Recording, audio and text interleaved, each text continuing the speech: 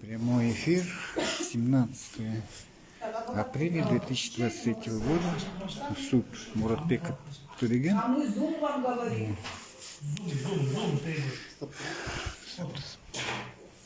Судебный пристав пришел, Султан Галиев. Судебное заседание является открытым. Продолжаем рассмотрение дела об административном правонарушении, возбужденном в отношении Туреген Муратбек. По части 1 статьи 653 судебный пристав подошел. Пожалуйста, идем. Зум почему вы отвечаете? Хорошо, присаживайтесь. Так, адвокат выходит на связь. Так, адвокат, вы меня слышите? Гульшата Монтаева. Слышно меня? Слышите, да? Да, я вас подключила по вашей просьбе. Поэтому, да, мы открываем. Зум требует, зум. Правозащитник, как сам. Открываем судебное заседание. Слышно, да? Хорошо. Так, продолжаем рассмотрение дела. Зум требуем. Удостоверяется аяд участвующих лиц, Туреген Муратбек.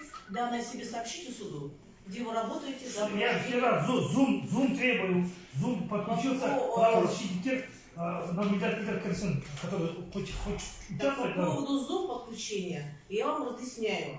Первоначально вы просили через Zoom, затем 14 апреля, то есть в пятницу, вы направили ходатайство, вы просили, чтобы вас офлайн. Вы все пришли. Судебное заседание у нас открыто, поэтому все желающие, кто хочет, он тут присутствует. Одновременно через Zoom, а как судебное заседание так не проводится. Почему не? Почему?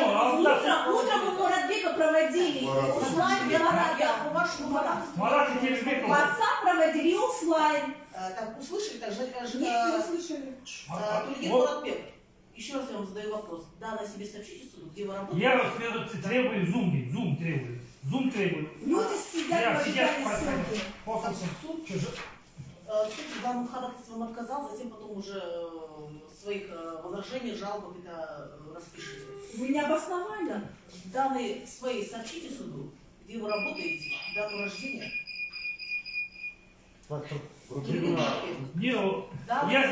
Я же говорю же, требую зум. Я вам ваше ходатайство отказала. Основание когда? Я вам уже основание тоже разъяснила. Ответьте суду на ваши относительные данные, где вы работаете, год рождения. Основание когда? Я вам еще раз сказала, я вам уже разъяснила. Повторяться третий раз не буду. Данные себе сообщите суду. Я тоже повторяться не буду. Я все данные КМВД, Назарбаевский, только судта, все данные есть. Ищите. Там спецзаказ делайте, все. Спецпроверку сделайте. Все, ничего отвечать не буду. Адвокат, он работает? Полиция здесь список. Вот. Гульшата Монтаева. А уже записано. Гульшата Монтаева. А уже фотографии всем хочет. Зато даже пальцы сжег. Гульшата Монтаева, слышите меня? Понял? Гульшата Монтаева.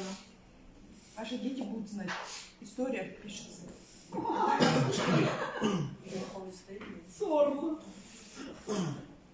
Заңсыз халықты сотқа барған үшін. Сотқа барған үшін соттаймын. Ты будешь ассоциироваться 21 активист деген. Сотқа барған үшін не жазып? Қылмысты беріп қойды ғой. Прокладка Шалов. Институт. Сендер сосын жауап бересіңдер бәрі. Подстилка Шалов. Подстилка Шалов. Понял? Скажите, адвокат, вы располагаете данными Туреген Муратбека? Да. Он работает? Он работает? Понял? Слышите меня? Бар это? Адвокат. Без маски бар? У тебя там, наверное, 500 человек, да, смотри? Да, вот да. Да. Адвокат, слышно меня? Надо снять, хорошо. Сорло. Адвокат, слышите меня? Твой ребенок в школе, все его задразнят. Сорло. Подстилка Шалов. Адвокат. У нас Булата Агадил убили, Жанбулата Агадил убили, в Кантаре сколько людей убили. И не надо мне тись. Вот из-за таких прокладок Шалов убили. Молдав. Вы еще утюг нет. Азапта. Конечно, он Всем за говорите. мозгом чуть глаз не выкололи. То есть за то, что он ментов прикрывал. Кантарев. А журналисту 9 лет. Посмотрела бы, если твой бы отец сидел бы хоть полчаса в этой строгом режиме. Строгий режим, да, ведь тем более. Особым. Да, в особом режиме. Или ты бы там сутки бы не выдержал. Адам Пешком өлтірген бы жоқ. сделали бы. Адам өлтірген жоқ. Ешкімді грабить еткен жоқ. Халықты грабить еткен жоқ. Хочешь 19 миллионов проклятия услышать? Вот зайди в Facebook, соцсети во все, почитай там. До седьмого колена Вот теперь теперь мы личинки можем сдохнут. Близонку хорошая связь.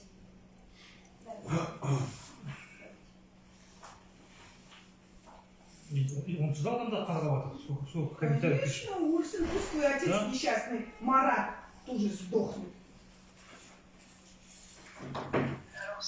Так, а теперь слышно меня, да? Да, я инструктор. Ага. Да, слышно, хорошо слышно. Гульшата Мантаевна, вы располагаете данными на Муратбека Тулегена? То есть он работает, дату рождения, год рождения. У вас есть данные? Полиция КМБ Суранда. Потому что он отказывается предоставить такие В сведения. протоколе все есть. Есть, протокол. вот протокол Давана, Султанганич запросил. Данные есть? Там есть. 15 января 1974 года рождения. Ну сколько можно спрашивать? Проживает в Сидим, жалко, Кустанайской жалко. области, то есть уроженец Кустанайской области, Мангельдийский район, проживает в Астане, Потанина, 14, дробь 1, 510. Если ваши данные... Тогда зачем спрашиваете меня? Я Ладно, должна убедиться. Не надо убежать. Я вам разъясняю, как лицу, в отношении которого возбуждено. Харамда, смотрите Ваши еще, права. ищите что. Ладно, отвечайте. Тулеген Муратбек, вы вправе по данному делу знакомиться с его материалами, давать объяснения, представлять доказательства, заявлять ходатайства, отводы суду, обжаловать принятые по делу постановления в порядке предусмотренного КУАП, то есть вышестоящий судебный инстанс, суд города Астана. А вот перед ребята, другой у нас тоже такой же. Или музей хотели сказать вас. Оглашается протокол. Проект еще. Значит, по протоколу. Протокол Судья составлен вот 22 февраля. Сапканда. Слышно меня, да, адвокат? Да, я оглашаю протокол. Ну, Так, протокол ОК. Не надо. 22 февраля составлен, 17.02, 3 февраля в здании специализированного межрайонного суда по уголовным делам, находящийся по улице Комиссара 3. Да, кого его? После заправки, вот недельная заправки наш дом. А сам объект и рядом заправка. Так, значит, согласно протокола, в здании специализированного межрайонного суда по уголовным делам, находящийся по улице Комиссара 3, слушатель Тулеген Муратбек, прибывший по уголовному делу в отношении осужденного Абжан, проявил неуважение к суду, воспрепятствовал его законной деятельности судебным приставом, нарушил общественный порядок в здании суда, воспрепятствовал оглашению приговора, не подчинился распоряжениям председательствующих судебным заседанием. Он был уведомлен надлежащим образом через расширенное сообщение, ему разъяснены его права. Данный протокол составлен судебным приставом Султан Галиевым. Содержание протокола вам, Тулеген Муратбек, понятно само содержание, что то есть существо правонарушения, которое судебный пристав указал в протоколе, вам оно понятно? Ну, С чем дело нужно? он незаконно составляет преступный приказ, исполняете и судья, и Султангали. Кульбаева и вы тоже. То есть вы с этим протоколом не согласны? Конечно, не согласен. Скажите, а вы в этот день находились в здании суда? Он Отдавай, зачитает, отдавай, давайте, читали все, читали Буду ходатайство. читать протокол. А это сало все. Слушайте внимательно. Ходатайство в соответствии с статьей 829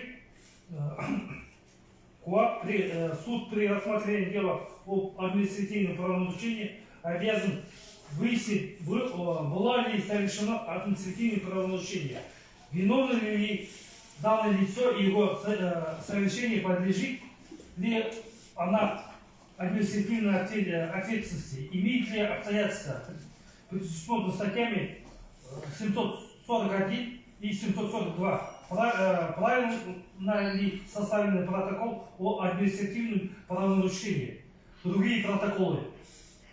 При наличии обстоятельств, исключающих производство по делу статьи 741 702 КУАП, судом в соответствии с статьей 829 14 КУАП вносится постановление о прекращении производства по делу.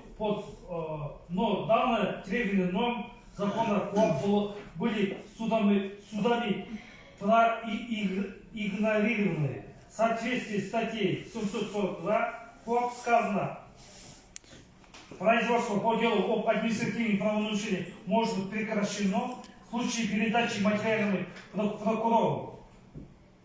Органу досудебного производства в связи с наличием признаков уголовно наказуемого деяния, предусмотренного уголовным законодательством. И вот насчет прокурора, доходит, а где прокурор? Прокурор должен быть в суде. То данная категория не обязательно для участия. Арест, У нас же судьи. Меняется. Продолжайте. Так, нормы статьи 741, 742 КОАП имеет особое значение для производства по делам административных правонарушений. При наличии хотя бы одного из перечисленных в ней обстоятельств производство по делу административных правонарушений не может быть начато. Начатое дело прекращено в соответствии с статьей 809 КОАП. Данная норма своей природы является императивной, то есть обязательной для исполнения судом. В ней сказано, при наличии хотя бы одного из обстоятельств, предусмотренных статьями 741 742 настоящего кодекса, должностными лицами, производство которого находится дело, выносит постановление о прекращении производства по делу административных правонарушений. В соответствии с статьей 765 КОАП доказательства по делу об административных правонарушениях. Первое.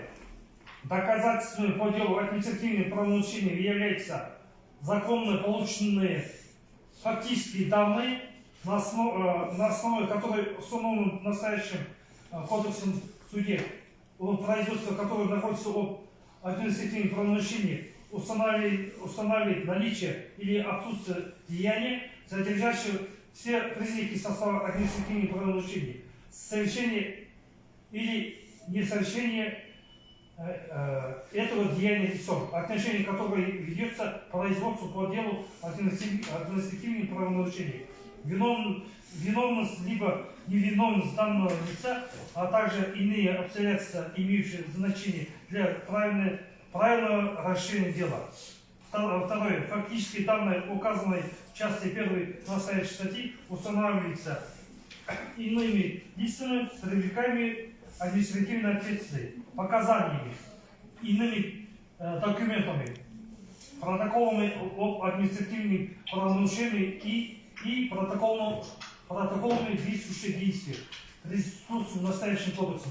В соответствии с статьей 740 КОАП ходатайстве сказано: лицо, первое, лицо, участница в производстве по делу административных правонарушений, имеет право заявлять ходатайство, подлежит обстоятельствам рассмотрения судьи, в производстве которых находится данное дело. Второе, ходатайство заявляется в письменном виде, либо в форме электронного документа, удостоверяющего электронной цифровой подписью, и подлежит немедленному рассмотрению. В случае, когда немедленное рассмотрение ходатайства невозможно, решение по нему должен быть принято не позднее 3 суток с момента заявления. Третье. Решение о удовлетворении ходатайства либо полном или частичном отказе, его удовлетворение вносится в виде определения, которое доводится до лица, заявившего ходатайство.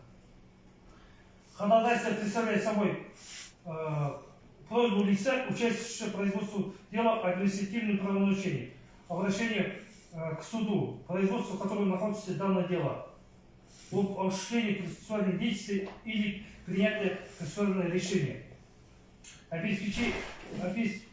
Обеспеченное законом право на заявление ходатайства по делу служит инструментом защиты интересов участников производства, обеспечивает объективность, всесторонность, полное выяснение обстоятельств дела и принцип равенства перед законом и судом.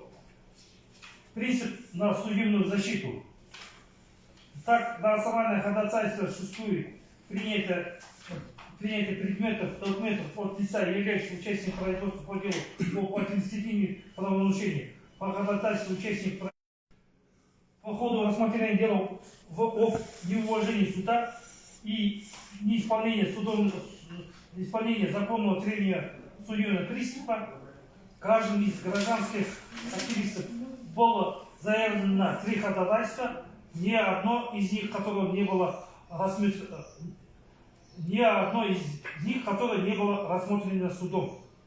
В соответствии с статьей 740 КОАП не было вынесено ни одного решения суда, ни в течение 3 суток, как того требует закон. Ни одно ходатайство лица, привлекаемого к административной, не было удовлетворено. В соответствии с статьей 740 КОАП сказано, стороны, имеющие основанием опасаться, что представление необходимых для них доказательства сделается невозможным или затруднительным, могут просить судью, рассматривающего дело об административном правонарушении, об обеспечении этих доказательств. Второе. Обеспечение доказательств производится путем требования от организации, независимого от их участия в деле, предоставления документов, сведения или заключения производства и экспертизы, осмотра на месте и иными способами. В соответствии с статьей 747 статьи часть 3 УПК сказано, что в протокол судебного заседания указываются факты, свидетельствующие о неуважении суду, если они имели место, но на личность правонарушителя и о мерах воздействия, принятых в отношении нарушителя. В соответствии с статьей 829, часть 5, дело сказано, дело о факте проявления неуважения к суду со стороны присутствующего в процессе лица устанавливается в ходе судебного разбирательства, рассматривается судом непосредственно в этом же заседании суда. Вот статья говорит, вот 829, непосредственно в этом же заседании суда и установлено этого факта протокола судебного заседания.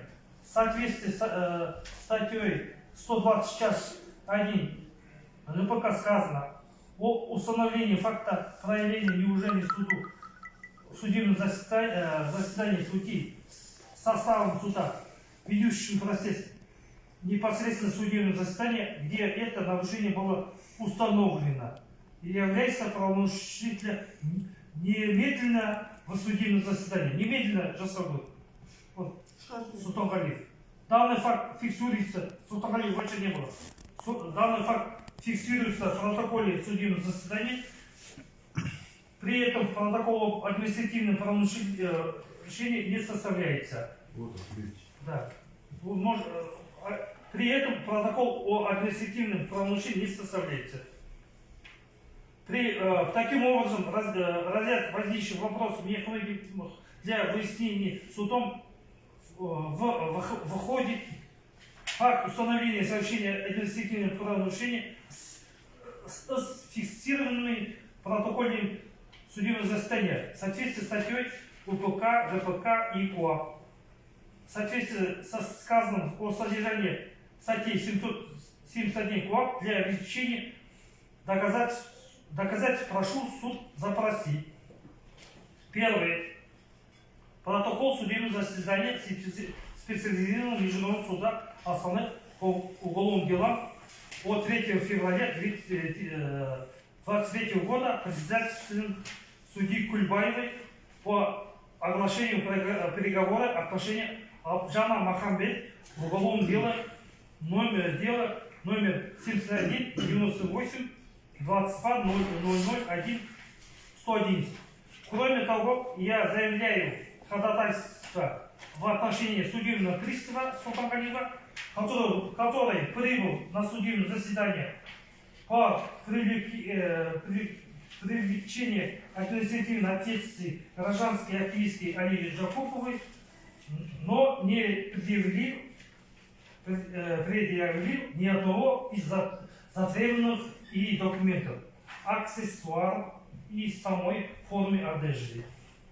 Форма вообще не подходит к фильму, позволяющая установить ее полномочия по соответствии с протоколом о правонарушении.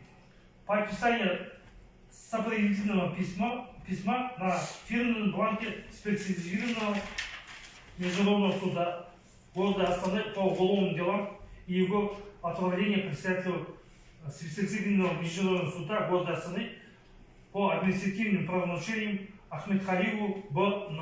по информационно-аналитической системе судебных органов Турели, к которому он не имеет доступа. В соответствии с чем я повторно ходатайствую о ниже следующем. Второе. Запросить ГУ судебной администрации РК, РГУ, департамент судебной администрации по городу в Астане и его филиале административного специализированного международного суда Астаны по уголовным делам в получении идентификационной карты, пусть покажет сейчас данный время, да, сейчас требую, чтобы он показал карты суды и жетона, приказов по приему на работу. Прямо сейчас на суде показывает он идентификационная карта и жетон, и приказ по приему на работу, назначенный и переводом судебного пристава Султангалиева Ж.М. Следующим выводом суд для объяснения обстоятельств статей 741-742.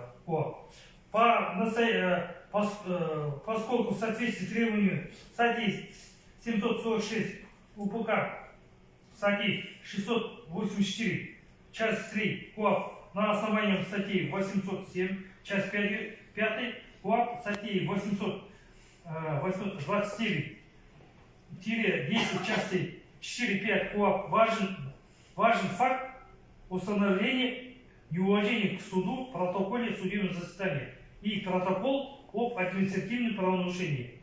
При этом не составляется. Единственным доводом привлечения административной ответственности является статья 804, часть 1, пункт 57 КоАП, где сказано о праве судебных приставов уполномоченным председателем суда или председателем заседания суда составлять протокол об административном правонарушении статей 653 и 667. Данное право судебным приставом составляет протокол об административном правонарушении, указано в статье 7, часть 1, пункт 3 закона РК о судебных приставах. Но в установленном законодательном порядке составление протоколов административных правонарушений судебным приставом предусмотрено статьей 160, часть 4 ВПК. В случае, когда неуважение проявлено вне судебного заседания и нарушитель покинул зал судебного заседания. Что в делах 5 гражданских активистов не было установлено. И только статьей 160, часть 5 предусмотрено направление протокола вместе необходимым материалом для рассмотрения в суд в соответствии подсудностью установлен КоАП. Но подсудность данного дела специализированного международного суда города Астана по уголовным делам устанавливается в соответствии с статьей 684, часть 3 КоАП пунктом 10 нормативного постановления Верховного суда о судебной власти и определяется закон Уголовно-процессуальным кодексом в соответствии с статьей 346, часть 1 УПК. Как сказано в статье 2, часть 2 УПК, в случае противоречий коллизий между правилами настоящего кодекса и иными законами, между УПК и ГПК, действует положение настоящего кодекса. Кроме того, сказано статье 10 УПК нарушение закона судом при производстве по уголовным делам недопустимо и влечет собой установленную законную ответственность. Признание недействительными незаконных актов и их отмену. Прошу отменить вот незаконный акт, считаем и отменить. По нарушениям законности судебных приставов Султангалиева ЖМ, судья специализированного международного суда города Астаны уголовным делом Кульбаева должен быть привлечены, Кульбаев и Султангалиев должны быть привлечены к уголовной ответственности по статье 362 УПК о незаконный протокол об административном правонарушении должен быть признан недействительным. Поскольку данное дело находится в юрисдикции Уголовного кодекса, процессуального кодекса, то в соответствии с статьей 909, часть 5 сказано, ходатайство должен быть удовлетворено, если она соответствует всестороннему, полному и объективному исследованию обстоятельств дела, обеспечению прав и законных интересов, участия в процессе и других лиц. Поэтому следующим моментом является установление личности двух судебных исполнителей, присутствующего судебного заседания от 3 февраля 2023 года. Прошу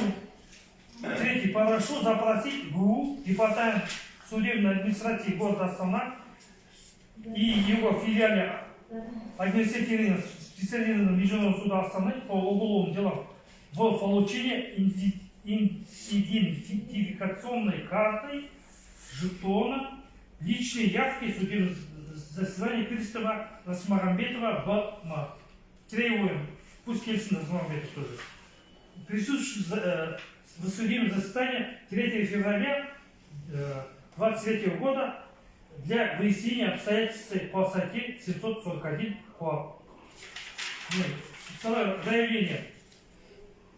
Касательно выдачи копий аудио-видеозаписи судебных заседаний, заявление. Выдачи. В соответствии с статьей 347, часть 1 УПК по ходатайству лиц, участвующих в деле, их представление судом предоставляется копия аудио-видеозаписи или протокол судебного заседания.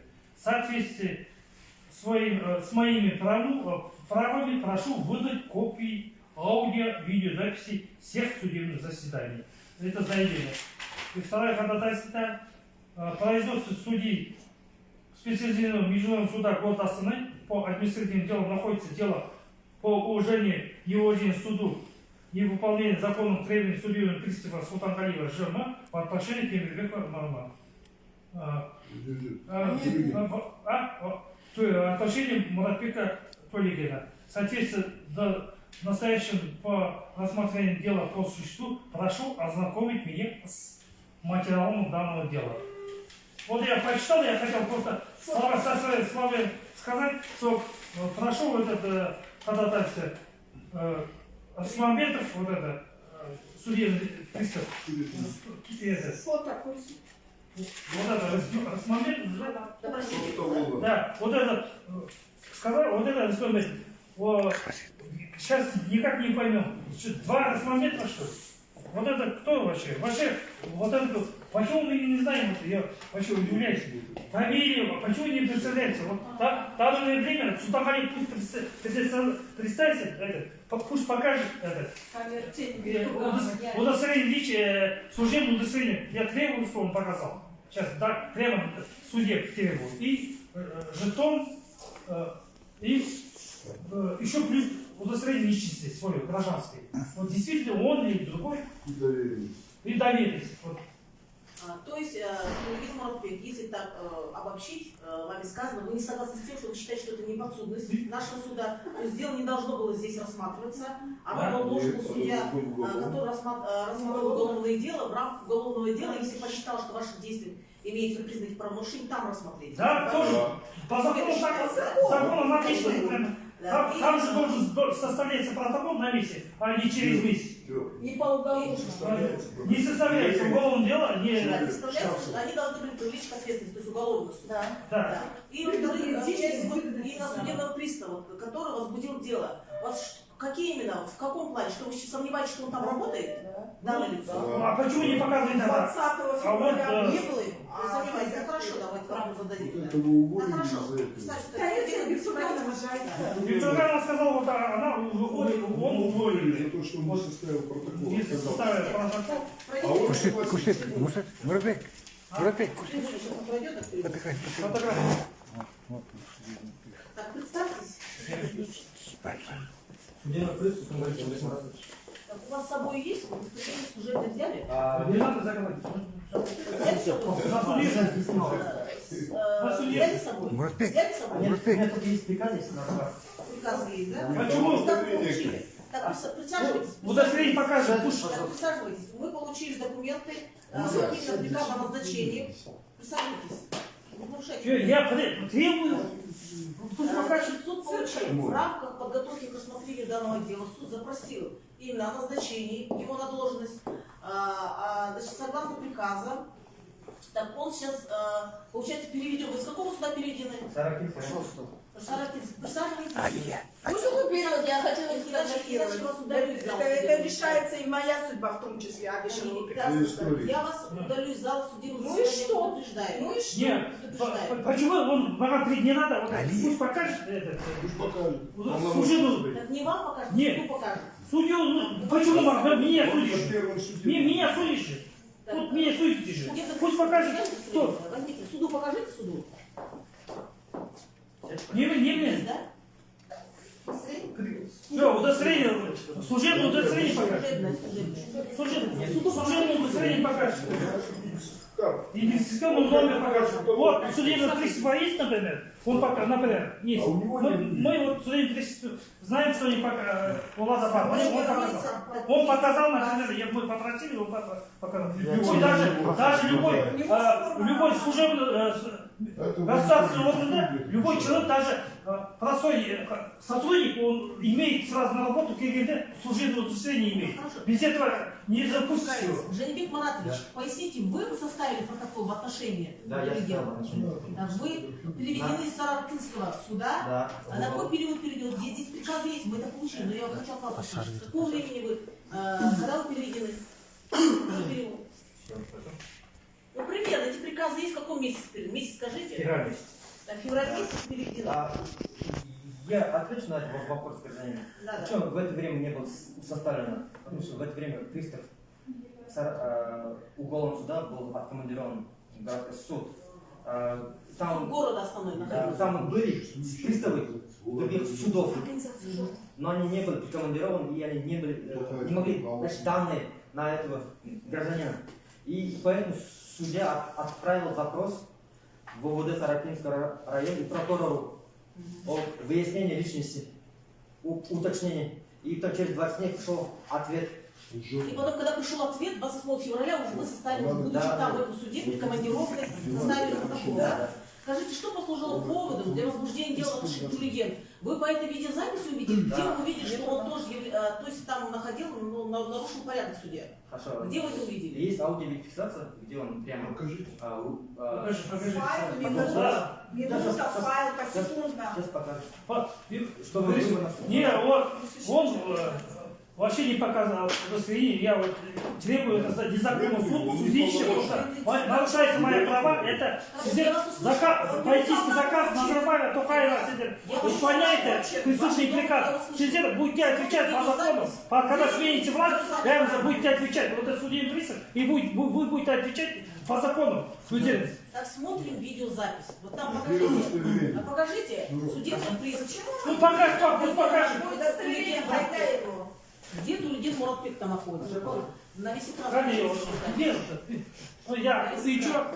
Есть... Подожди, включите на весь экран, чтобы видно было. Ты был? Ну, Ну и что? Ну Это и что? открытое судилище. Суде, что, суде? Ручку возьмите. Ручку возьмите. Какой вот когда? Онда, а что, и что? Онда, сотта болганда что?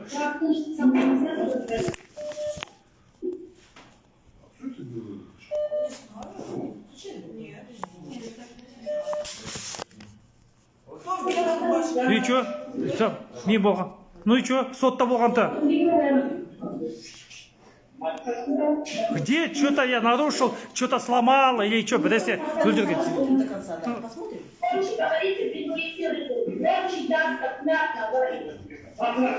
Соблюдайте спокойствие, соблюдайте тишину, пожалуйста. Всем спокойно. Я буду говорить громко. Пожалуйста, сохраняйте тишину. Потому что Саптамазар. Приговор именем Республики Казахстан 3 февраля 2023 года, город Астана. Специализированный районный суд по уголовным делам города Астаны в составе председательской судьи, Гугаева, секретаря судебного заседания Асенова, с участием государственного обвинителя, прокурора управления прокуратуры города Астаны Курахметовой, потерпевшего Гугаева, представителя потерпевшего, адвоката, коллегии адвокатов города Астаны Пищекина, подсудимого Абжан, защитников, адвоката коллегии адвоката города Астаны Чайникова, адвоката коллегии адвокатов города Сулейменова, защитника Абжановой, рассмотрел в открытом судебном заседании с применением аудио-видеофиксации уголовное дело, по которому Абжан Махамбет Муратбекова 22 июня 1983 года рождения, уроженец Ахмолинской области, проживающий в городе Астане, микрорайон Самал, дом 10, квартира 40, имеющий высшее образование, не состоящий в браке, являющийся собственником и автором телеграм-канала Абжан Ньюс, содержащийся... Стоим же рядом, стоим, и что, ничего не сломали, ничего не нарушаем. А этот судья, преступный судья, его хватит. Вот сейчас жахнат посмотри. Прежде всего, по обвинению совершения уголовного правонарушения, предусмотрено пунктами 1, 2, 3, части 2 статьи 274, части 3 статьи 274, пункта 2, части 4 статьи 194 Уголовного кодекса Республики Казахстан.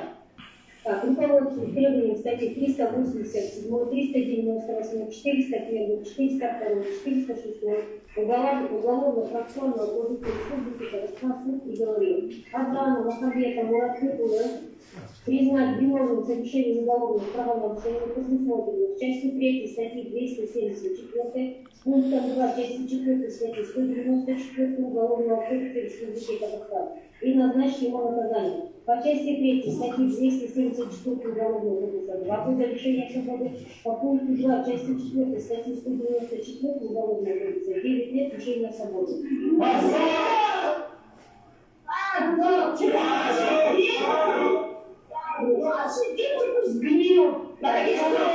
С частью 3 статьи 55 Уголовного кодекса как совокупности преступлений путем поглощения имения строгого наказания более сроки. Ты что? Ну покажи, где ты, я что-то нарушил, покажи, что я нарушил, Султангалиев. Конкретно Кусича? Все, удостоверение личности Кусича? Кто ты такой? Остались без изменений.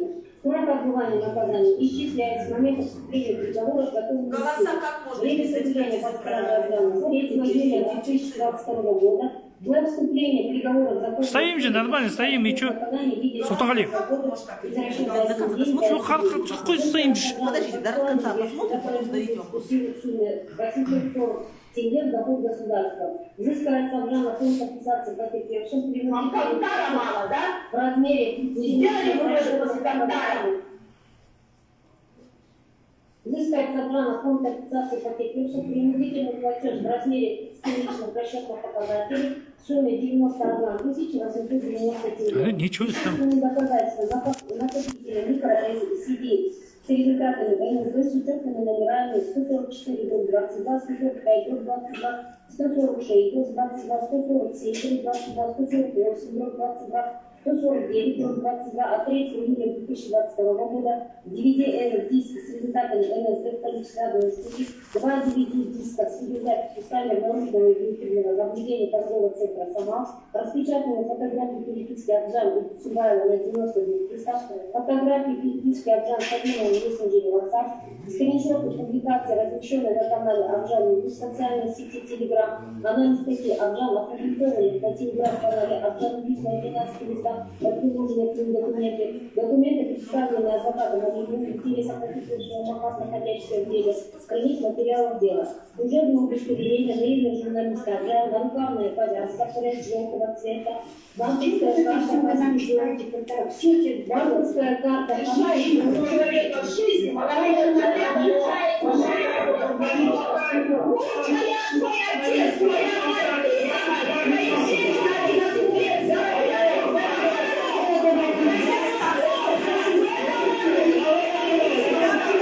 Ну чё, дичь.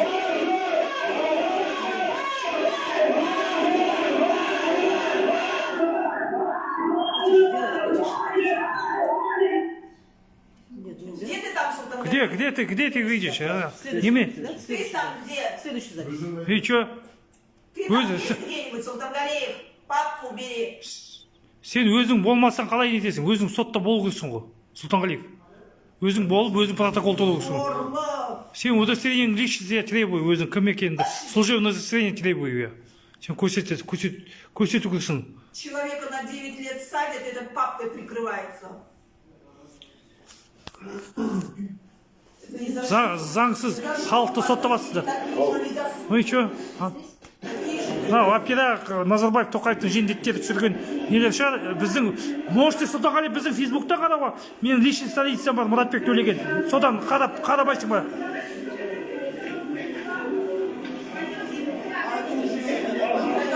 Ну и чё? Сұлтанғалиев, и чё? Все показывай, чё? Ручками показывай. Откуда? Пока. Откуда эта съемка? Это съемка полиции. Съемка полиции. Главный следственный Нет действия. решения суда. На Не негласно следствие не бұл. Заңсыз сүріліп. Жарайды. Сұлтанғалиев, и чё, мені көрдің, и чё, анда не болды? Я стою, Фейсбукқа түсіріп тұрмын, и чё, не болды? По закону решение суда только можно проводить. Сұлтанғалиев, жауап берші аңа. Қандай, неменен нәрсе? Не білдірді мен ана жерде? Ну, стою, айтып жатырмын ал. А где он сам? И снимаю. Это что, основание, что ли, судить адамды? Есть еще, да? А, Чё? Есть он. Да, еще есть. он- Еще запись есть? Муратбек, откуда он? Ну и чё, я стою. Есть на видео, он присутствовал до этого, процесса, он подтвердил. Ну и чё, присутствовал, слушал, сен, ну я вот это... Он показания меняет, Султангареев. Султангареев, показания меняешь. Султангареев, поясните суду, вот согласно протоколу об административном правонарушении, вы вот именно меняете проявление неуважения суду только на судебном заседании или в суде в целом? Полностью судья. В целом в суде вы меняете, да, согласно протоколу? Нарушили правила полностью. Не дали судья огласить приговор. Так, Они вы... встали с места. Вам судья поручение дал? А это ушла уже. Так потом на основании чего вы возбудили данное дело? Значит, через 20 дней пришел ответ с управления дел по Саратинскому району, и с ответом мы уже отправили запрос. Отправили запрос с установлением личности. Помогите нам. Чтобы установили личность Да. данных Так как мы не присутствующих знаем, таблиц. да, так как мы не знали именно кто. У нас там просто были фамилии были. И пришел ответ с ответом. Вот такие. Почему? Вот Такие лица. я возражаю. Потому что он не присутствует в суде. Почему, когда он суд там у вас? Почему не присутствовал? По поводу некрофонетической и лингвистической никакой экспертизы. Так, то есть вы на основании вам переданных материалов, Да. в том числе видеозаписи, в том числе ответа на полученный запрос, и вы возбудили данное дело, да? Да. Запроса не было! Можно прочитать запрос? Запрос зачитайте, да. Суд огласит материалы дела, которые... Нам бы можно Нет. возбудить Султанғалиев, можно вопрос? Да. Вопрос. Да, можно. Султанғалиев. Мен айтайын деген, сотта болған үшін, сотта біз білесіз, бюджеттік қазақстандық немесе сотта болып, жаңағы айқалау, позорды байқалау сіздің ойынша қылмыс болып санала ма сонда? Қандай нарушение? Алып юридически әкімшілік. Ол сіздердің ойдан шығарған заңсыздық. Сіз өзі әлі сотта болған жоқсыз. Сонда сіз сотта болғанда адам келіп, жаңа өз наразылығын сотқа біз баға беріп отыр. Сот заңсыз соттап жатыр. әр халық конституция бойынша баға беруге өз ойын айтуға конституциялық несін білдіруге құқысы бар. Ол заңда жазылған. Біріккен ұлттар ұйымында да барлық международный халықаралық заңда да жазылған. Біз өзіміздің наразылығымызды айтуға, егер біз бір нәрсе сындырсақ, жаңа стөлді сындырсақ, или сізді жаңағыңызды ұстап, сізді бір соқсақ, или сізге жаңағыдай онда бір сәрі. Ал сіз сотта болып жаңағыдай біз өзіміз ойымызды судья бар ғой, үкім шығаруға бермедіңіз. Сіз судья тұр ғой, үкім шығаруға. Сіз оны шулап, айқайлап. Жанозинде тоже Жанозин, вспомните, она дочитала до конца. Она не имела права здесь сама. Ол өзі шықпау, сонда үшінші оқу керек. Содан кейін неге именно 5 адамды сіз таңдап алып отырсыз? Қалғандар бәрі Оны бізге Сарыарқа аудандық полиция ғой. Сол осы азаматтар, осы Сарыарқа аудандық полициясы беріп, спискін біз оларға не жібердік қой? Запрос жібердік. Вот это они вам дали, да? Вы всегда они дали, да? Да. Они нам ответ предоставили, что эти граждане были на основании аудиофиксации, на основании постового журнала охранника. Жоқ, оны сіздер енді ответ жаңағыдай сізге жерді активист ВК жаңағы көшеде жүретін ондай. Ол соттың шешімсіз, ол бізге баға беруге тиіс емес. Именно неге сіз сол 20 адам ішінде неге бесеуімізді сіз таңдап алдыңыз? Мен таңдамадым. Енді список бойынша енді неге? Бізге Сарыарқа аудандық полиция беріп тұр. Осы азаматтар. Именно бесеуін ғана деп пе? Эту Гульжан Мантаевну адвоката выключили. Сейчас я Журнал бар. сказала. Охранник журналда жауап тұрсыздар. Жоқ, бәрі де кірді. Охранник журналда жалғыз бір керек жоқ қой. Басқа адамдар да кірді сотқа. Дәлел тұрсыз, заң тұрсыз. Енді Хаттама күн бұйрық. Отыру керек, шолама керек. сонда не қалғандарды неге именно сізге бесеуінде жаңағы осылай протокол толтырсын деп полиция беріп отырсыз сізге? Сотқа келдіңіз, шоламау керек, отыру керек, тыңдау керек. Сенің ойынша халық жай азаматты заңсыз соттап жатса, Абухамед Абжан, сен Назарбаевтың сенің осы Қазақстанның қырқысаған Тоқаевтың жаңағы сендердің заңсыз несін көрсеткен үшін 9 жылға соттап жатқаны сонда халық үнемі жүрсін сенің ойың сол ма? Шоламау керек. Шолау жатқан жоқ. Вопрос вас понять, почему я вас поняла это. И услышала, что вы ответили. Вы что, қалады көшеде алаңдарда сөйлеп жүрген адамдар, қатты сөйлеп жүрген адам, оны бәрі соттап жүр. Сотқа келген адамның бәрі соттаңдар. Он Марат ходил в коридоре, ему дали штраф. Так, все присаживайтесь. Да, сұрақтарың бар ма көші? Так, значит, Да, удостоверениесін көрсеткен жоқ. Удостоверениесін көрсеткен жоқ. Требую удостоверение, служебное удостоверение көрсеткен. Служебное удостоверение сейчас сотта көрсетсін мен протокол толтырған адам азаттым, мен служебное удостоверениесін требую. Фирменный бланкты қолын қалай өтті? Фирме бланкта мына Бакойда жазылыпты, қол қойған Сұлтанғалиев деп жазылыпты. Все толтырған. разрешение от адвоката. Кто разрешение? Кім берді оған? Соттың бланкасы. Адвокат, слышите меня? Ол заңсыздық істеп отыр. Қылмыс жасап отыр. Удостоверение Корсет. Султангалиев. Каза. Слышите меня? Да, хорошо слышу. Я требую. Прошу тишины. Значит, адвокат, мы только что просмотрели видеозапись. Хорошо, я тоже вас слышу. Просмотрели видеозапись, допросили судебного пристава. У вас будет вопрос? Вот Ильин уже ему вопрос задал, он ответил. У вас вопросы будут? А что вы гоните? Что вы гоните в суд? Он удостоверение не показал. Не показал удостоверение. Я говорю вопросы именно. Так, у вас вопросы есть у адвоката? Служебное удостоверение покажет. Приставу. Да, Султангалиеву. Именно вопросы.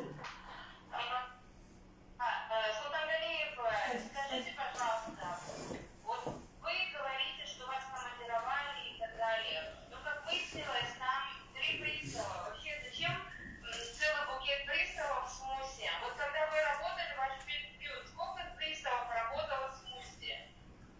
Отвечу на этот вопрос.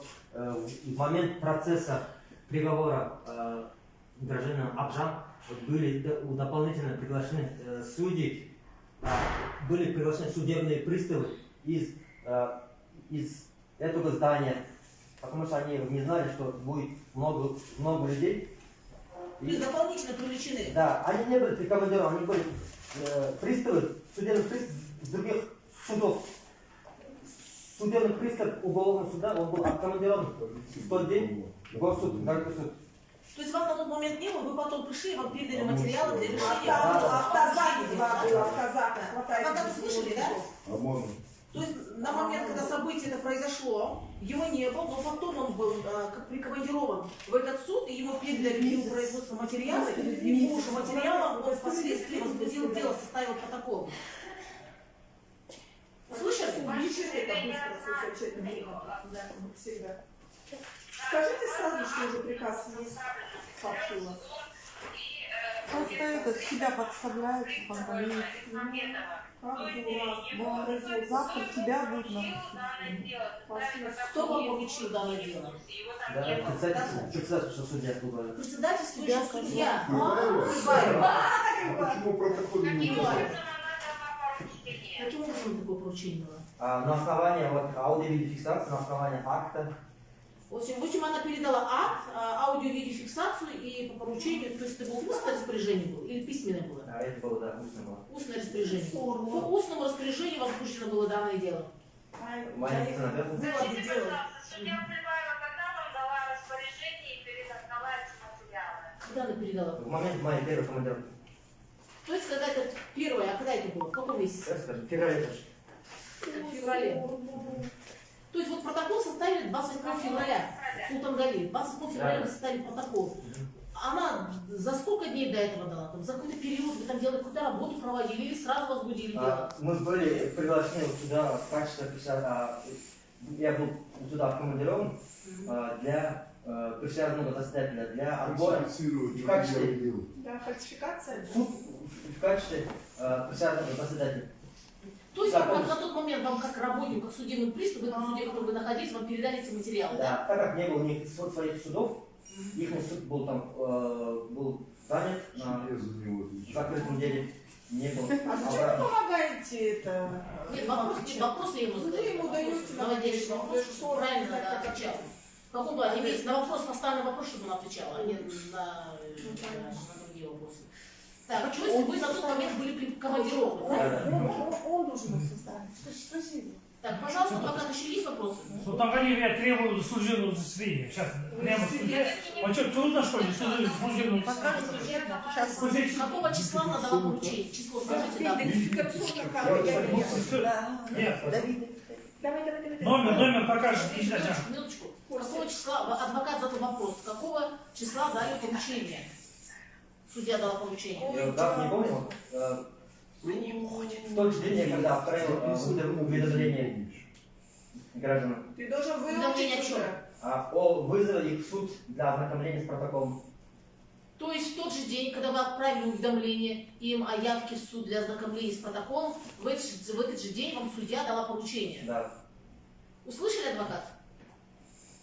Сорно. Да-да-да, скажите, пожалуйста, а вот на момент, когда вам передали этот материал, вам были известны анкетные данные, контактные телефоны и так далее?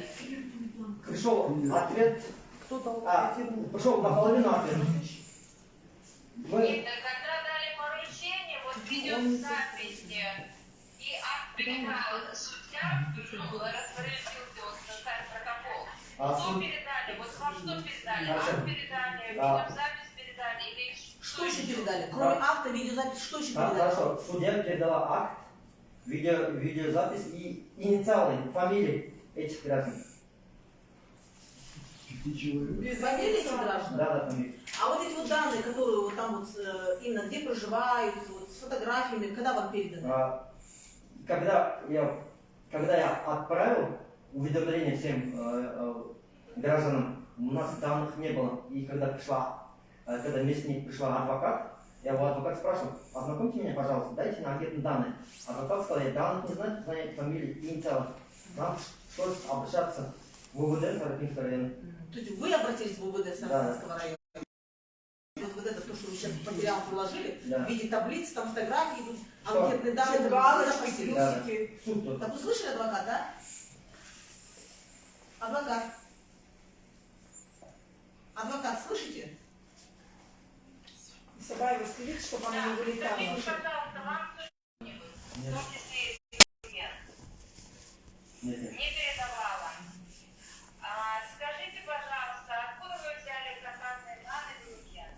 Нам пришло же, ответ пришло же. СУВД. Ответ пришел с УВД, он поясняет. Саракинский район. Саракинского района.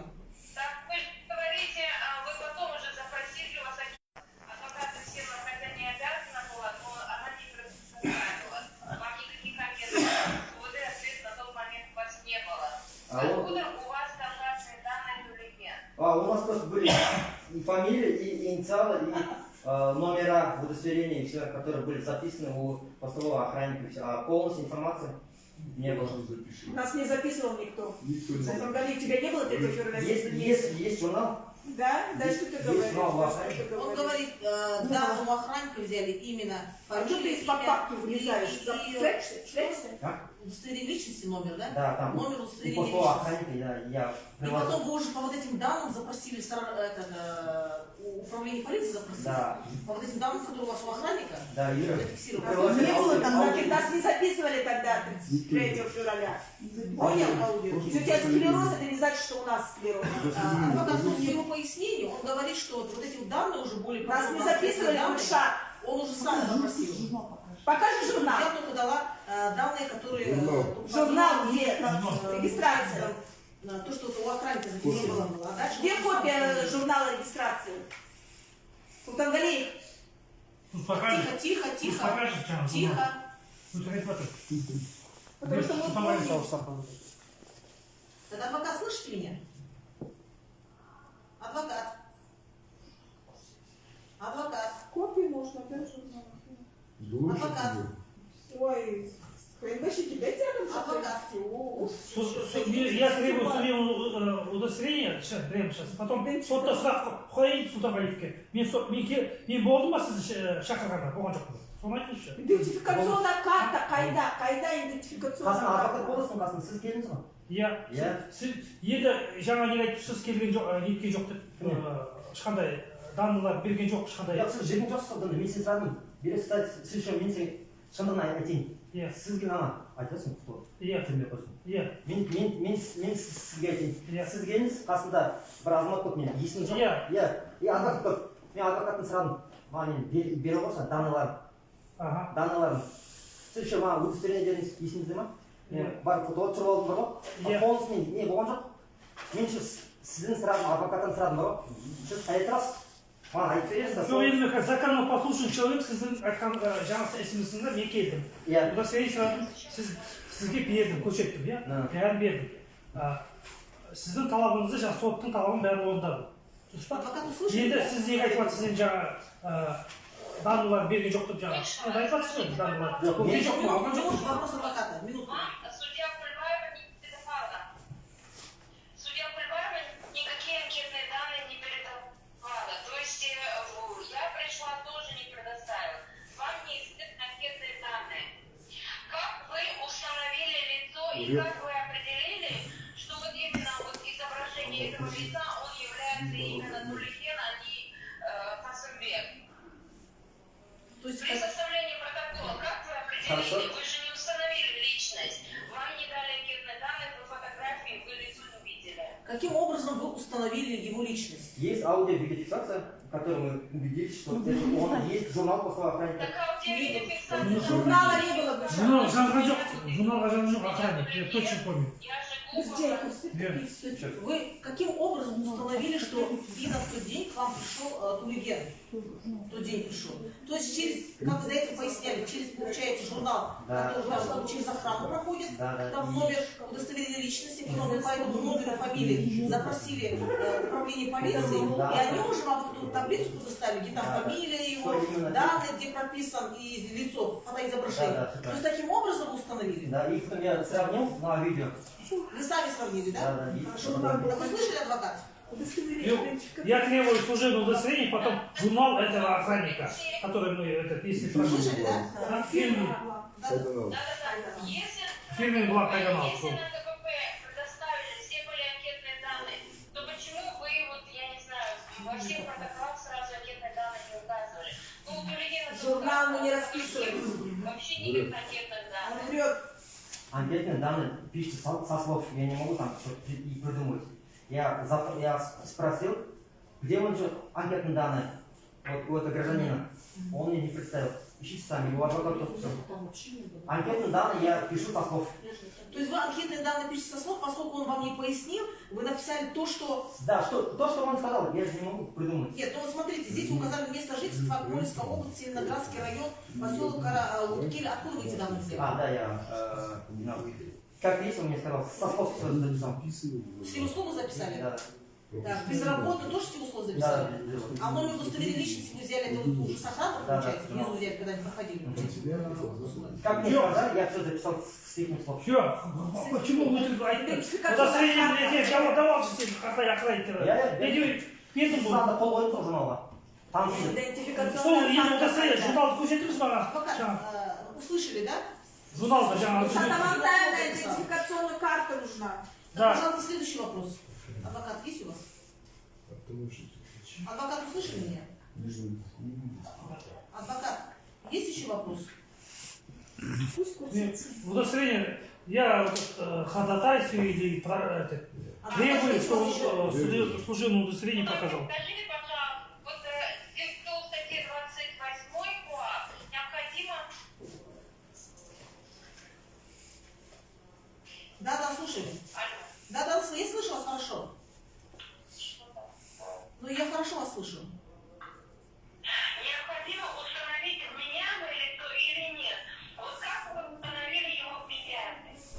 Как вы установили вменяемость или нет? Что он является субъектом данного правонарушения? Так как он был слушатель процесса, он не был участник процесса, они пришли на слушание процесса. То есть вы устанавливали то, что мы меняем или не меняем? Устанавливали? Нет, он не устанавливал. Следующий вопрос. Смягчающие, отягчающие обстоятельства. Слышите, адвокат? Следующий вопрос. Нормы статьи, которые не указаны. Адвокат. Адвокат, слышите меня?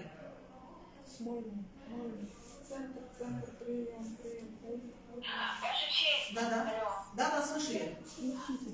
Можно будет на завтра на утро отложить данный процесс, потому что невозможно так проводить. Нет. Я не знаю, в чем причина. Из-за того, что мы без видеозаписи, оно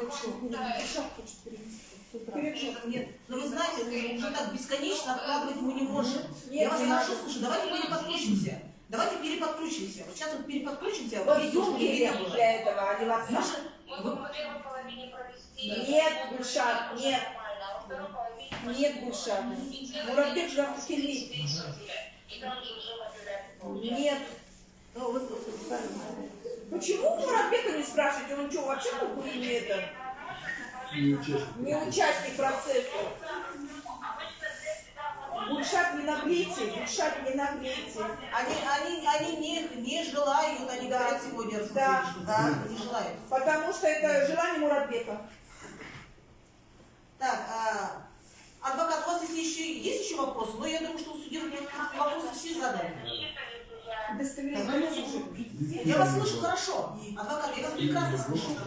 Адвокат, я вас прекрасно слышу. И все ваши вопросы услышала. Слышите меня? Вопрос Султангалиеву. Слышите меня? Я вас хорошо слышу. Подключай. Зум подключай. Вопрос Султангалиеву. Пожалуйста. Султангалиев, фирменный банк қайдан алдыңыз? Соттың. Куда взял? Сот ничего согласен. Хат ремонт. Соны өзіңіз алдыңыз ба сонда? Жоқ. Соттың жұмысы болғасын. Соттың көмекшісі боласыз. Соттың жұмысы. Көмекшісі?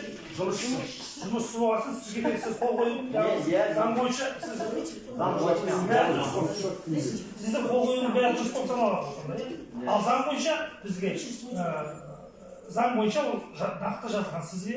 Азаматшылық заңда біз дұрыс практика келеміз. Азаматтық заңда қылмыстық іс болып жатыр. Қылмыстық сот болып жатыр ол жерде. Қылмыстық соттың несі болады. Сіз заңда біздің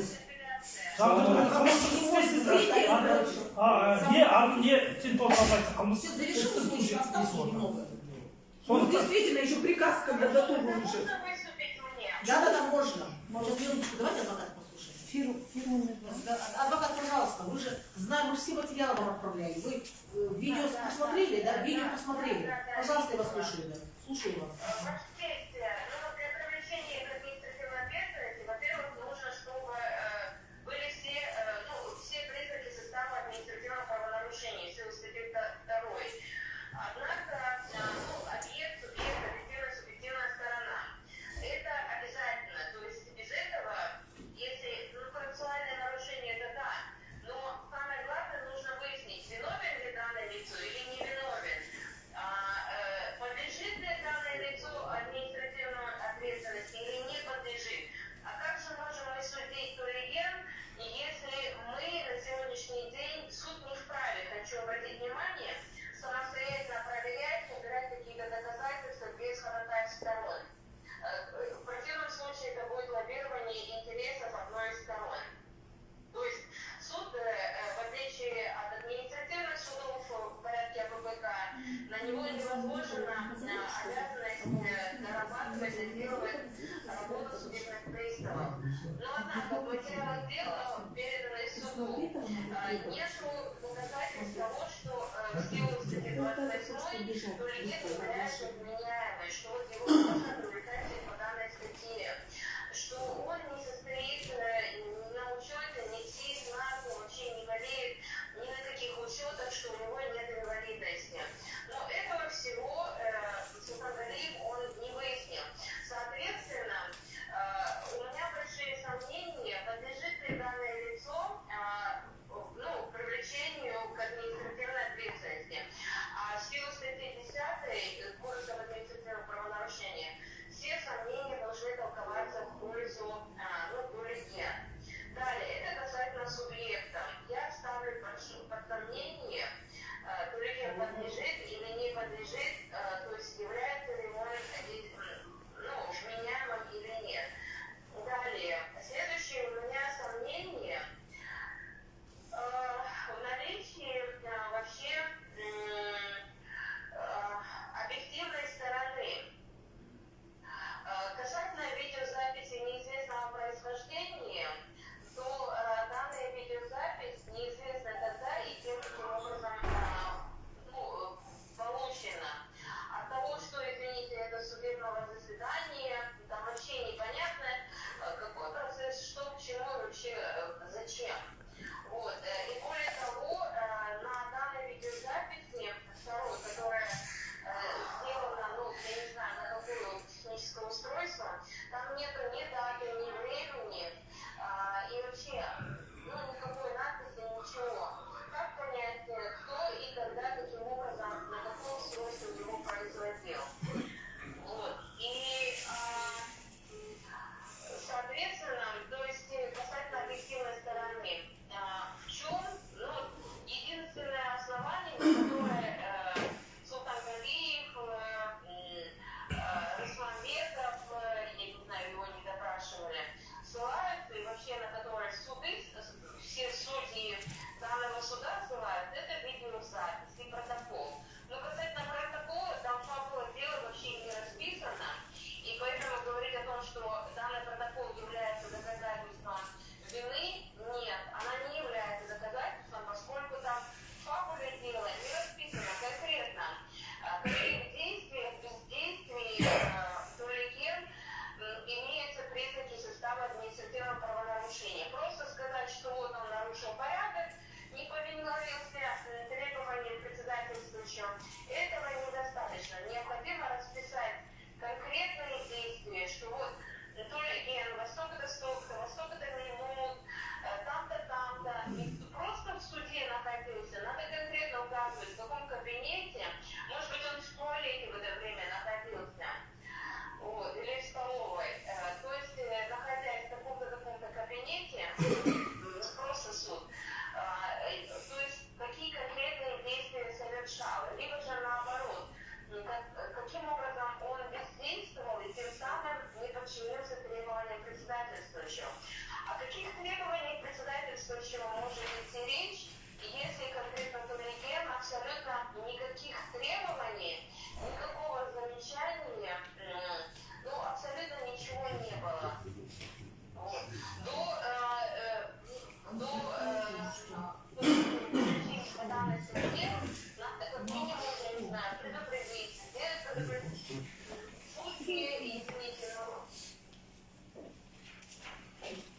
Да, слушай. Я вас не слышу, адвокат. Еще раз.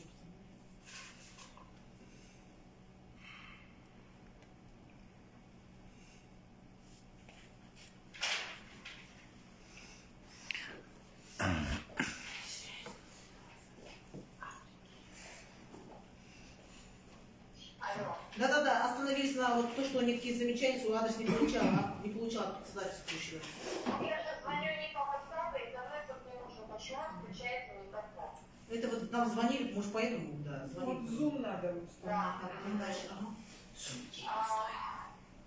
У них же бесплатный. Да. Никакого распоряжения в коллективе После кинчок идентификационный карту. что в случае, если еще одно какое-то нарушение или еще что-нибудь, он будет уголовно либо же подвергнут административному штрафу, либо же иному наказанию. Поскольку данная статья предусматривает административный арест,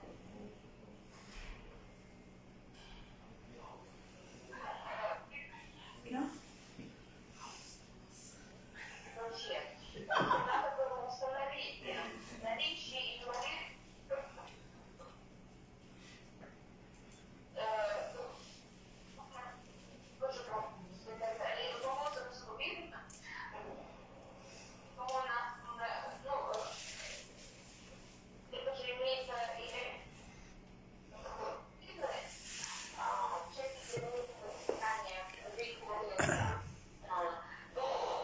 в этой части тоже большие сомнения. Никто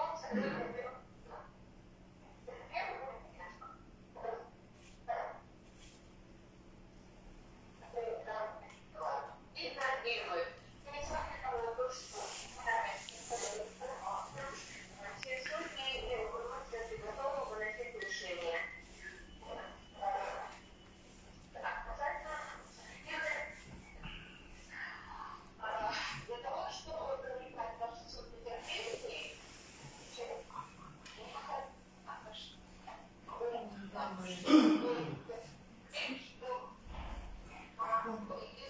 Так, адвокат, подождите минутку. Вы там, наверное, ходите, да? Потому что сейчас уже плохо стало слышно, да это хорошо было слышно. Еще раз повторите последний тоже. Да, да, продолжайте. Касательно, то есть, нужно необходимо установить прямой умысел. То есть, предупредить коллегу, что данные действия являются нарушением.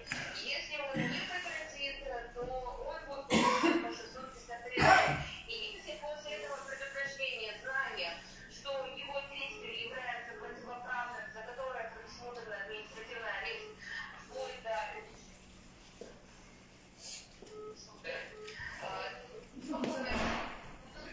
Связь плохая.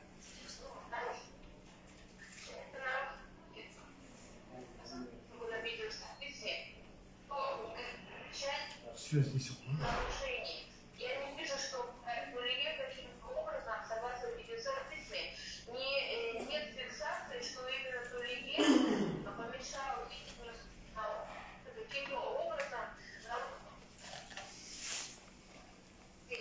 хотя это ему не вменяется, следует обратить внимание. По протоколу это не вменяется. Суд самостоятельно, то, что не вменяется ему в протоколе при возбуждении дополнительных нет, протокола.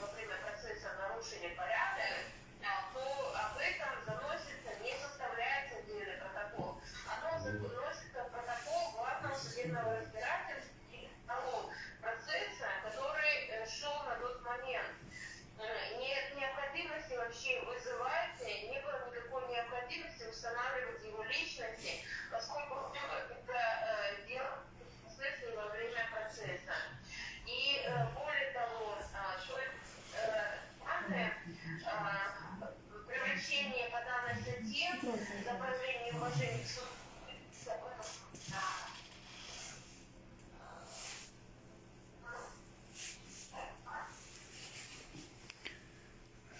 Так, не слышно вас. Адвокат связь сжег. Да, продолжайте. Да, в ТК было совершено административное правонарушение. Более того, это было вообще не подсудно данному суду. Оно подлежало, если это как по протоколу указано в зале было, оно должно было быть рассмотрено в СМУСе города Астаны. Об этом и в протоколе указано. Наименование суда СМУС города Астаны. Далее.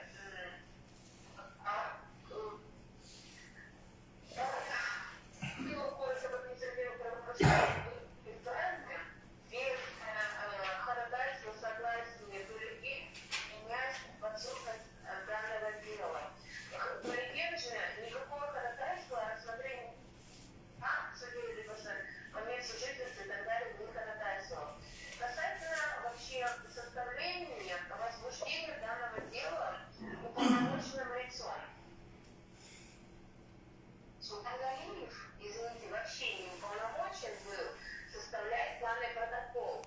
Но несмотря на это, ссылаясь, скорее всего, на 804 Кодекс об административном правонарушении, что он судебный исполнитель вправе составлять. Но он вправе составлять, если и вправе он составлять немедленно, то есть в момент выявления.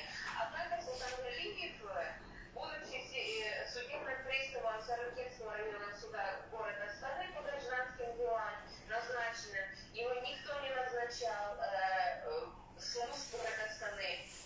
И более того, ему никто ни по какому приказу, ни по какому, извините, распоряжению письменному не давал распоряжение для составления данного протокола. Ну, что, извините, председательствует, либо же председатель суда, либо кто-то другой, либо же, извините, районного суда, возможно, данного распоряжения, а возможно, извините, сверховность.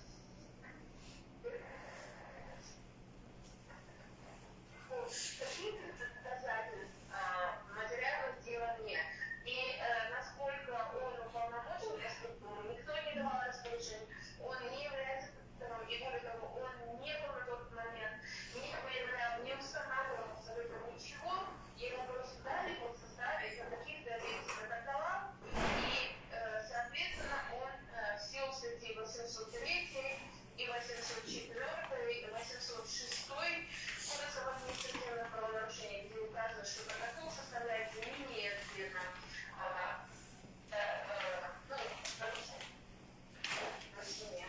административного правонарушения. То есть все этих и он не уполномочен составлять данный протокол.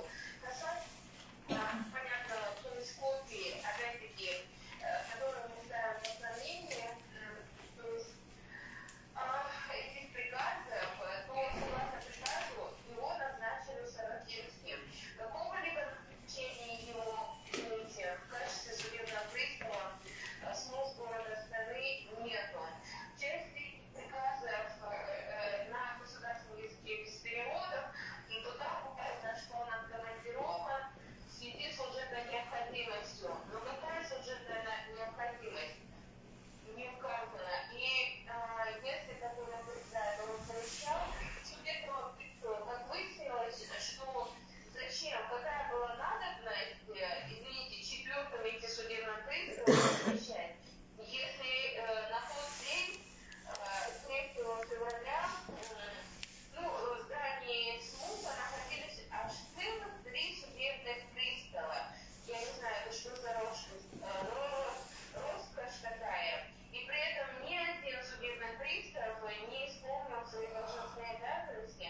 Ничего, если действительно было какое-то правонарушение со стороны Туреген, ничего не пресек, не составил никакие протокола, не установил личности на месте. Вообще непонятно, что эти 3 судебных пристава и вдобавок Султангалиев делали в этом суде.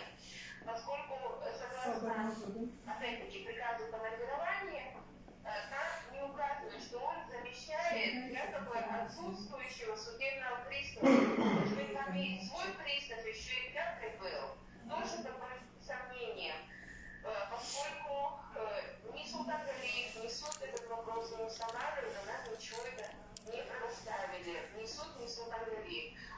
Остается только догадываться. Возможно, Султан Галиев вообще направили туда, извините, чтобы он проверял работу другого судебного пристава. Ну, можно гадать до бесконечности. Более того, следует обратить внимание, что эти все приказы не имеют никакой силы, кроме первого, поскольку они датированы февралем и позже датами, тогда как согласно указу президента администраторы судов были переименованы, ну то есть это совсем другое уже лицо в судебную администрацию. Все свои бланки в порядок. И при этом, Ваша честь, о том, что единственное доказательство, что действительно объективно доказательство, что действительно коллегия нарушил, действительно в ходе судебного заседания председатель делал замечания и тому подобное, является протокол главного судебного разбирательства от 3 февраля 2023 года по делу решения Амжана Хамбека. Но его в материалах дела нету. Соответственно, фиксации, извините, аудио-видеофиксации, либо же эти видеофиксации, они являются приложением к протоколу, а без этого протокола они вообще непонятно каким образом оформлены. Более того, я еще раз повторюсь, видеозапись не указано, кто же снимал на личное, либо же служебное устройство, никаких анкетных данных, никакого поручения, на каком основании он снимал, кто ему дал поручение, вообще его должность, входит в его полномочия, и кого он конкретно снимал, что он конкретно снимал. Извините, лицо снимает, все это фиксирует. Если сотрудники правоохранительных органов, то там же, извините, нарушение общественного порядка в суде и тому подобное, да там же бы их могли бы и установить личности. Да и устанавливать не надо, поскольку личности были установлены при регистрации на КПП. Соответственно, не было никакой дополнительной необходимости запрашивать какую-либо информацию. Все сотрудники правоохранительных органов, они фактически всех, кто там пребывал, всех не только на лицо, они знают полное досье про них. И, то есть, мне непонятно, почему в нарушении статьи 806 протокол был составлен аж через месяц. В чем, такая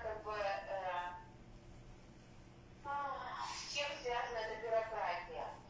Якобы устанавливали анкетные данные, не представились, не дали и тому подобное. Так извините, там целая делегация сотрудников и целая делегация, как выяснилось, судебных приставов было, чьи обязанности входило в соблюдение данного порядка. И кто уже до проведения данного процесса установили личность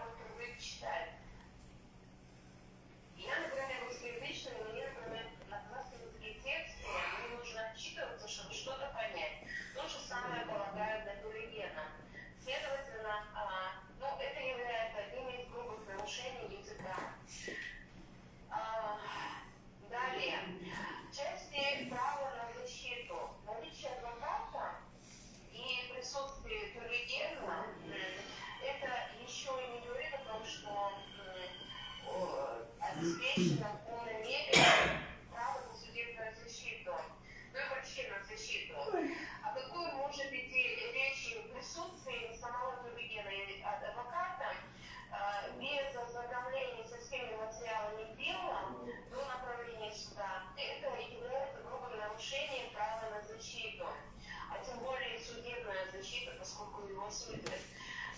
То есть тем самым Тюрген до направления материалов дела в суд, он лишен возможности давать какие-либо пояснения, требовать ходатайствовать о переводе материалов дела, предоставить свои доказательства. Вот это вот все документы, которые можно, извините, на протяжении месяца вот это все можно было ходатайствовать до направления суда. Если бы Султангалиев на ближайшей форме ознакомил с адвоката и Тюргена. Но, однако, на требование Тюргена и адвоката Султангалиев отказался ознакомиться с какими-либо документами, в том числе не предоставил какие-либо видеозаписи. Касательно того, что он не знал личности, то у него на руках был целый список 3-4 страницы. На тот момент, на 28 февраля, на день составления, у него были все личные данные. И в обязанности ни адвоката, ни Тюргена не входит, то есть выполнение обязанностей Султангалиева, либо же другого пристава, устанавливать те или иные факты. Это прямая обязанность пристава, пусть устанавливает. Так, далее что? По поводу статьи там указано судья. Касательно разъяснения прав в 744 статье, то никакие права Тюрген, я не понимаю, зачем секретарь из конца ваш секретарь звонит ко мне уже 34 раз, если идет процесс. Это не наш секретарь. Нет. Вот она рядом сидит, нет, не звонит. До этого, может быть, звонила, когда у вас. Ну, значит, ваш Нет. потому что номер сохранен Авишева. Нет, вот она рядом сидит, нет, она звонит уже. Ваша честь, в результате этого он не знает своих прав, он не знает, как защищаться. Это касательно процессуальных прав. Следует обратить внимание, то есть помимо отсутствия состава правонарушения, было ряд процессуальных грубых нарушений, и убедительная просьба, даже если вы выносите, извините, отрицательное постановление, которое нам всем заранее известно, игнорируя все наши ходатайства и доводы, я прошу, даже не прошу, а требую суда, чтобы все наши доводы, извините, опровергли. Если вы считаете, что лицо виновное, а мы ставим под сомнение и указываем на грубые процессуальные вообще материальные нарушения закона, то необходимо не только посмотреть на видео, во-первых, необходимо исследовать материалы дела, и необходимо по всем ходатайствам, то есть постановлением, если отказываете удовлетворение ходатайства, то в определении мотивированно расписать опровергнуть данный довод. В первом случае данная честность, которая была вынесена, незаконно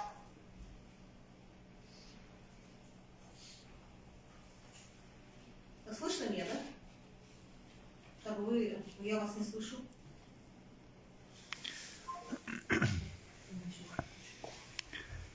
Опять связь прервалась с Я адвокатом. хотел... Пусть договорит она, речь договорит, я вас еще услышу, да.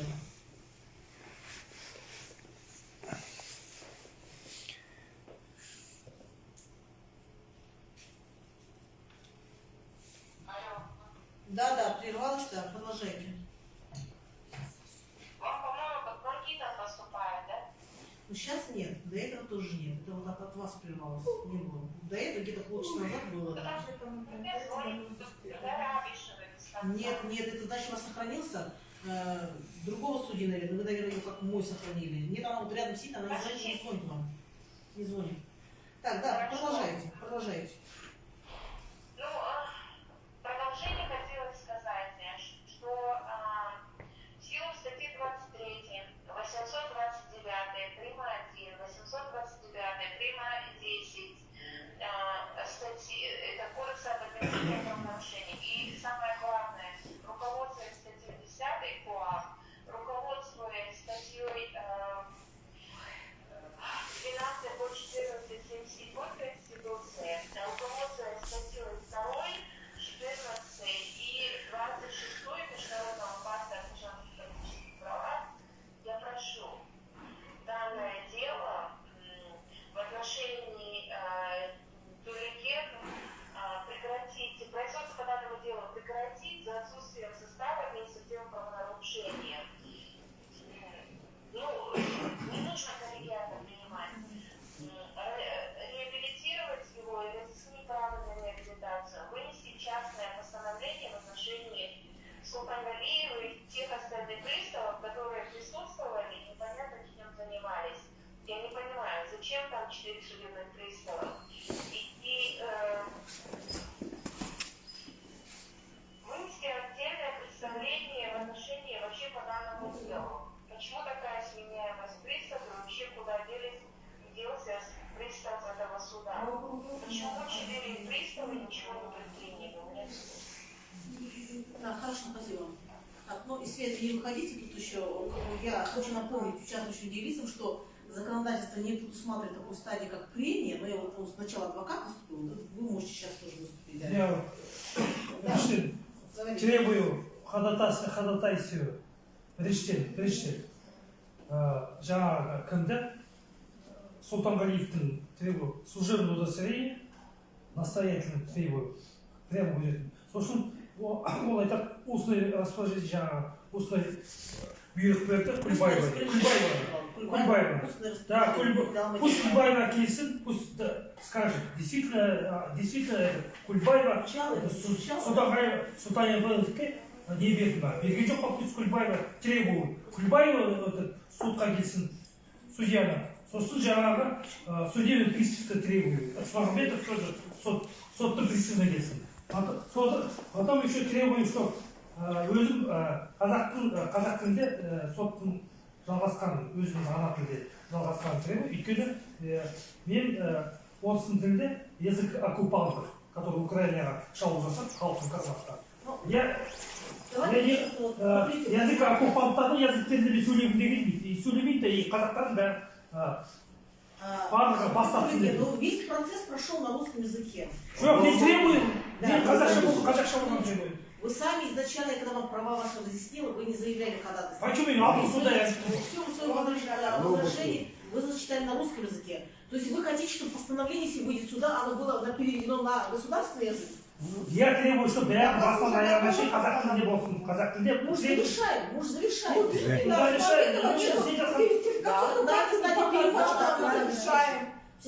этой стадии переводчика обеспечка объявляется перерыв, когда обеспечен переводчика.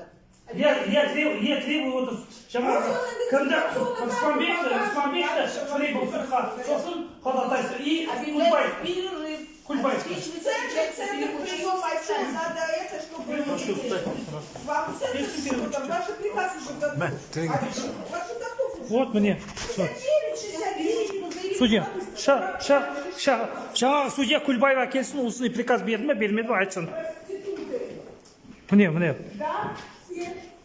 Мне политический заказ Назарбаев Тоқаевтың командасын бұйырып, Махамбет-Жабжанның сотына барған үшін. Сол мынау Тоқаевтан, Назарбаевтан команда бұйрық келді, қылмысты бұйрық. Соны орындап жатыр мынау. Кульбаев деген жаңағы судьясы мынау кімге ауызша бұйрық бердім дейді, сол келсін, жаңамен соны айтып жатыр. Сосын қазақ тілінде сөйлесті несін деп. Мынау орыстың тілінде сөйлемеу керек, өзіміз Қазақстан болғасын қазақ тілінде болу керек бәрі. Соны талап етемін. Жаңағы аудармашы келсін дейді да, аудармашы келсін. Аудармашы келсін, қазақ тілінде болсын, оккупанттардың тілінде сөйлемеу керек. Мына судьялар, нелер, не. Енді көріп отырсыз ғой, судьяның несі мынау бізді соттап жатқан. Енді жаңағы мынау кімге айтсақ жаңағы судебный приставқа судебный удостоверение көрсетпейді көрсету неге қиын емес қой көрсете салу значит ол онда судебный пристав болып жұмыс істемейді значит жұмыс істемейді неге ол служебный удостоверение Так и не показал? да так и не показал Идентификационную карту Косет Кинжок. Это лишь бы Султау найти, теперь переводчика нашла, Султау да Абишева, это слышно. Да, когда вы... Она теперь Султау Абишева, переводчика нашла, да? Чего вы? жаңағы Кульбаева мен нені шақырсын Председатель сюда смотрит. Мою претензию. Ой, Ахмед Калиев, слышишь? Да, сам. міне көрдіңіздер қазақ елі қазір переводчиктарға қазір кішкене келсін жалғастырамыз міне көріп міне осылай жақсы қазақ елі қолдағандарыңызға рахмет мында қарап отырған Рабиға Жайнаева рахмет сіздерге Раке сізге рахмет Бекетов Арман рахмет Семейгүл қарап отыр екен ошақ Арман Алия Жакупова біздің кісілерден көп кісілер қарап отыр екен мында Люба Казбекова қарап отыр екен Ермек Дәрбек бауырымыз ағамыз қарап отыр бәріңізге рахмет қолдап отқандарыңызға сол қазір тағы жалғастырамыз мына не бетін көрсетпейді Сұлтанғалиев неге тұратынын неге Сұлтанғалиев неге почему бетін тығады былай түсінбеймін почему вот закрывает лицо Я же его хочу фотографировать. почему Потому что он не пристав. Ол блин, нарушение сколько он сделал. он же по идее Ялова другой, Вот дети в школу пойдут, скажут. заңсыз Жоқ. Отец его он получается ұятып адам болып тұр ғой если И если прикажут, они собственного отца посадят. посадить да хаттама толтырмайды. Пишет, да? Жаңағы әкімшілік кодексте тек қана азаматтық кодексте залды сыртында болса жаңағы и сол тәртіп бұзған адам кетіп қалсын қашып кетіп қалса сонда ғана не толтырады ал іште болса толтырамайды жоқ бірінші сразу предупреждение жасайды да ол протоколға жазылады сенде бар протокол протоколға жазылады да сол жерде хаттама толтырмайды 20-ші баптың бірінші тармағында енді олар заң бұзып отыр жаңа айтып отыр бәрі заңды деп отыр Сұлтанғалиев дейсіңіз ғой бәрі заңды дейді сосын жаңа подсудность деген оны 120-ші баптың 5-ші тармағында жазылған сол хаттаманы толтырса ол хаттамамен бірге керек жаңағы құжаттарды сотқа по подсудности жаңағы немен әкімшілік кодекспен по подсудности ол сол сотқа жібереді все басқа жол енді өтірік соғып тұр сонда мынау Сұлтанғалиев бәрі заңды негізі мынау сот сүйеніп отқан жалғыз бір 804-ші бап ол жерде жазылған сот приставы құқығы бар толтыруға дейді бірақ анау заң бар не сот приставы туралы Қазақстан Республика заңы бар 7-ші тармағында ол жерде жазылған заңға сәйкес келгенде толтырады заңға сәйкес келіп тұрған жоқ келіп тұрған өйткені ол қылмыстық процестік кодекс қандай заң ол жерде заң жоқ ол жерде алдымен сені ескертеді нарушение жасадың деп содан кейін көнбесең сені қуып шығады залдан қуып шығады и үстінен еще не салынады айыппұл салынады шығарғаннан кейін на месте сразу и сол жерде сол сот сол күні қаулы шығарады сразу саған постановление сол жаңағы КоАПтың 684-ші бап 3-ші тармақпен любой сот қарай береді қылмыстық істер жөніндегі сот ол аудандық соттарға қаралады көрдің бе мынау да сот сол поэтому оның құзыры бар Кульбаева сол жерде қолма-қол шешеді Кульбаева мысалы если барлығы заң түрлі болса онда сол жаңағы фирменный бланкқа өзі қол қойып жібермейді заңды болса заңды емес заңды болса ол заңды енді мынау Сұлтанғалиев бәріне заңды деп отыр мына жерде ана судья қорғап отыр оны судья бәрін бізге 69 мың теңге осының бәрін айттық қой алдында Темірбековті айтты Сембайды айтты Алтынбаевты айтты оларға неге штраф салды соны судья соттар заң бұзып отыр Назарбаев Тоқаевтың заңға қарап отқан жоқ. Заңға қарап отқан жоқ. Заңға сүйеніп отқан жоқ. Ана жолы сіз маған көрсеттіңіз ғой, қазақшасында, орысшасында міне статья мына жерде осылай жазылған деп сіз оқытып тұрып, маған өзімді оқытып тұрып, мен өзімде оқыдым. Қазір 44-ші не тарауымен қарады ғой. Жаңағы адвокаттың несін шағымдау арасында. Ол жерде жаңағы заңсыз жасалған әрекеттер органдардың жаңағы бұл істерді қарайтын құзырлы орган. Бірақ оған кім жатпайды. Ол тек қана нені отырады, хаттаманы, құқығы бар, бітті. Сот приставы болған, содан кейін үзіліс жариялады ғой. Тоқтады бәрі. Заңда жазылған мынандай немен қарағанда үзіліс жарияланбайды. Процесс жүре береді. Мынаны бөлек қарайды, мынаны бөлек қарайды. Жақсы міне осы. Олар әдейі уақытты созып отыр. 2 ай өтіп кетсін, сосын приставқа жауаптылыққа тартылмасын деп. Соған апара жатыр. Судьяны если, допустим, дисциплинарный болып шықса, онда 2 ай өтсе бітті ол тартылмайды. Бұлар 2 ай әдейі созып отыр, сосын біздің мынау істе 2 ай өтіп кетті. 2 ай өтіп кетті. Олар неге жауаптылыққа тарту олардың құқығы жоқ. Уже 2 ай өтіп кетті, сонда да біз тарту. Заңда іс сотқа түсті, бірақ іс ол заңсыз түсті сотқа. Негізі хаттамасы заңсыз. Жаңағы жазылған актісі заңсыз. Жоқ, сонда бұлар өздері біздікі дұрыс емес те? Бұлар еще жаңағы менің анау заң бұздым дейді айқын. Мен анда осылай телефонға түсіріп тұрмын, басқа ештеңе өзімді видеода көрген жоқ. Ол қарсы болған жоқ. Өйткені ол судьяның рұқсатымен, бірақ судья қарсы болған жоқ. Өйткені сол жерде көбісі журналистер. Журналистер бәрі түсіріп жүрді ғой. Барлығы түсірді. Енді неге мен сонда қандай тәртіп бұзып отырмын? Қандай тәртіп бұзған? Үй сосын жаңағы сенің даусында ол қайдан таныды, сені білмейді. Сені көрмеген бір. Ол эксперт емес, ол сараптамашы емес. Сенің даусында қайдан таныды? Даусында. Видеоны көрсеткен түк көрінбеді ғой, мен сені танымадым. Түк ешқандай ештеңе жоқ. Кімнің Мараттың бүгін соты болды ғой? Ол вообще видеода жоқ. Видеода жоқ, Видеода жоқ. Просто коридормен өтті ол. Кешегі сотта, алдыңғы соты болды. Коридормен өтті, ол айтады мынау. Сен неге толтырдың десе, ол айтады. Полиция тізімін алдым мен жаңағы. Сол жерде сен барсың. Сен сотқа қатынастың, сол үшін сені тарту. Нағыз не ғой, заң бұзушылық нағыз. Өздері қылмыс жасап отыр. Сосын сол жерде енді байқасан жаңағы нелер тұр. Птичка тұр. Ол птичкаларды кім қойған бір Алла біледі. Сенде крестик тұр жаңағы. Алтынбай. Ол жаңағы таңдаулы адамдар мыналарды соттау керек деп, оған бұйрық берген. Осы бір. Анда айқалаған қанша? 100 адамдай болды ғой? 50 адамдай болды. 50 адам ба? 60 біраз адам болды ғой енді? 100-дей болды. Олардың ішінен 5 адамды қалай таңдап отыр? Не себеп деп қалай? Айқалаған барлығы. Бәрі айқалады. Ол негізі жаңағы азаматтық қоғамның қойған сотқа бағасы. Бағасы. Дұрыс айтасыз. Ешқандай заң бұзушылық жоқ онда. Енді 9 жыл ол ерекше режиммен ол жай емес қой. Өте қиын жағдай. Қиын жағдай. Соттап жүргенде сонда бізде үндемей тұрсын дейді. Сол заң бұздың деп бәрі сот. Ол жерде қылмыс жоқ. Қылмыс жоқ, ешқандай қылмыс жоқ. Астамайды жоқ соттау. Тек қана мынау екі президенттің екі жиенін бетін ашқан үшін шындық айтқан үшін алып сот. Сол бітті. Соған ғана соттап отыр. Соған ғана соттап отыр.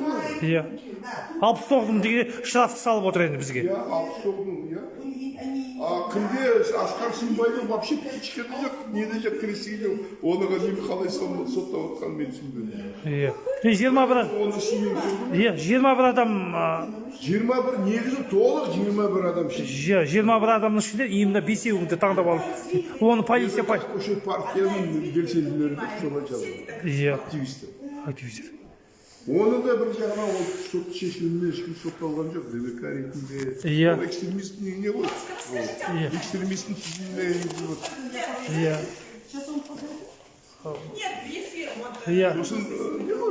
Заңсыз ғой бәрі. Заңсыз. Жаңа көрсеткенде ол жарасын тергеу әрекеттер. Негласный следственный действие болғанда нені түсіреді. Өйткені бізге айтпай, бізді түсірді, ол соған жатыр. Ол бойынша негізі қылмыс іс қозғалу керек. Ол жерде тергеу следователь сот санкция береді, рұқсат береді. Ал қандай бір оперативный анау болса, онда прокурордың санкциясы ғана. Мынау Тоқаевтың, Назарбаевтың соттары, полициялардың өзі біздің сыртымыздан сондай не шығарып отыр ғой, жаңағы ДВК көше деп, бұлар ондай баға беруге тиіс емес заң бойынша.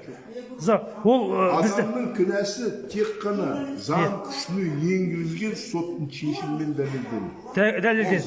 Дәлелденеді. Ал енді бізге таңба басып отыр. ДВК-ның адамы, көшенің адамы деп ДВК-ны сөйтіп таңба басып отыр. Бұл нағыз қылмыс. Бұл сонда бұлар біз қорқытып, сонда бізде бұлар біз қудалауда бізді кәдімгі списоктерін алып қойған ғой. Саяси қудалау списоктерін алып отыр. Ол заңсыз. Бізді сыртымыздан списокке аңдып немізді бұзып отыр. Заңы. Бір жағынан ол не ғой? Құпия ғой жаңағы. Құпия. Негласный следственный действие деген ол әрбір адамға берілмейді. Жаңағы тыңдадың ғой, сот пристав айтады, мен бардым, мен апардым, мен әкелдім, маған берді деп. Оған беруге олардың құқықтары тек қана сотқа дейін тергеу жүргізетін органға ғана беріледі. Көрдің ба? Иә. Содан кейін ол айтып отыр, жаңағы тізімді запрос жасады деп. Ол қате айтып отыр. Өйткені мен жаңағы соттың, судьяның қағазында не жазылған? Ол жерде жазылған мынау адамдарды әкімшілік жауаптылыққа тарту мәселесімен жіберу осы. Бірақ ол жерде полиция ешқандай не тапқан жоқ. Прокурордың атында ол біріншіден полиция, Сарыарқа аудандық полиция басқармасы Жұмағұловқа жазылған, екінші Сарыарқа аудандық прокурор Дайыровқа жазылған. Мыналарды неге тартсын деп. Солай жазған. А олар ешқандай не белгілер таппады ма, іздеген жоқ па, білмеймін енді. Короче, ол жаңа списокты берген. На основании вот этого. Осы списоктер ғой. Міне, мынандай список. Қойдық қой, көше ДВК деп. Бүйтіп қап. Что-то көбеймін. Бәрі жазылып тұр не? Адамдар нелерді, міне. Міне. Тамабаева, Ошақбаева, Алтынбаев, Беспаева, Нұркешев, Сембаев, Кубмекбаев, міне түгел. Сосын оларды берген кезде баласы қай жерде жұмыс істейтін жазбау керек. Машинаданылар берілмеу керек. Осындай машинамен жүреді деп. Барлық не. Оның баласында ол шаруасы жоқ қой, баласы қайда істей ме? Ол нағыз қылмыс, бұл не болып саналады? Адамның масқара нәрсе. Полицейский режим. Полицейский режим. Нағыз полицейский режим тоже. Ханды қырғын жасаған Тоқаевтың диктаторский режим. Сыртынан, адамның сыртынан жаңағыдай таңба басып, ДВК көше деп, баласы анда істейді, мында істейді, андай машинамен жүреді, анда тұрады. Біреуінің даже екі адресі бар деп жазыпты. Асқар мен ойлаймын, ол бірінші кімді, онда сайлау әлі өткен жоқ. Мен ойлаймын, оны Марат Жыланбаевты тартамыз деп жасалған нәрсе. Марат Жыланбаев келді ғой түсіруге. Ол түсіру көп болған жоқ, 5 минут, 10 минут болды ма, кетті. Бірақ мен ойлаймын оны. Сіздің ойыңызша ма солай? Енді үміткен болды ғой. Содан алып тастаушы ма сондай? Оны айтақ. Одан да алып тастады ғой, тәкті алып тастады ғой. Онда болған, әлі алған жоқ қой. Одан кейін сразу алды, енді басқаларын тапты. Енді онда неге біз соттап жатыр Жыланбаев? Біз неге соттап жатыр егер ондай? Бесеуімізді, 5 адам неге соттап жатыр? Птичкам бар, сен, галочкам бар. Шарайден 69 мыңға жалада жатқан 69 жоқ, 69 мың төлемеймін де мен өз басым. Мен просто мыналар 69 мың салады деп өзіміз ойлаймын енді бәрімізге сондай, бәрімізге бірдей. Ал жақсы қазақ елі, амандықпен, жақсылықпен. Міне көрдің бе міне, бүкіл жерге міне, мұн жерге камера қойып қойған, міне көрдіңіз бе? Мұн жерге камера қойып қойған, мынау камера тұр, мынау камера тұр, міне. Бір жерде 3 камера тұр ғой, көрдің бе? Одан жерде 4 камера, бүкіл халықта. Өздеріне камерамен түсіруге болады жаңа сотта, ал бізге сонда видео телефонмен түсіруге болмайды деген сөз бе болады? өздері мен телефонмен түсіріп тұрғаным ғана бар ана неде видеоларда. Басқа ешқандай ештеңе жоқ. Жаңа көрдіңіздер ғой. Ал жақсы қазақ еді. Переводчигін әкеледі жаңағы. Солдай етті ғой енді. Жақсы. Қазір түсіреміз дағы.